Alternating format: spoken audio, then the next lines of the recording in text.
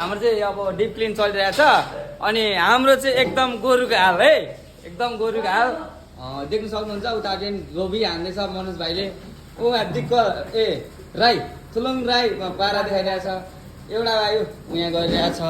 अनि यो लेग्रा के हो यो थाहा छैन होइन, यो के बस्या हो कति सालदेखि, यो एकदम घोट्दैछ रुपेश भाइले।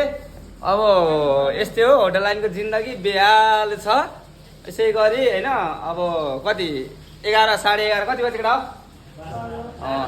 12 बज्न चाहिँ लागेको रहेछ। अब हामीले यो मोटामोटी सक्दा गर्दा हाम्रो 2-2:30 बजी सकिन्छ ड्युटी। अनि त्यहाँबाट फेरि बिहान ओपनिङ 8 बजीबाट गर्नुपर्छ है। अब के गर्ने त होइन, यस्तै छ मान्छे नि। हामी अलिक धेरै नै छौँ फेरि किचनमा, त्यही हो। ओ बाँदर यहाँ बाँदर। अब यति भन्दै म बाई बाई गर्दैछु सबैलाई।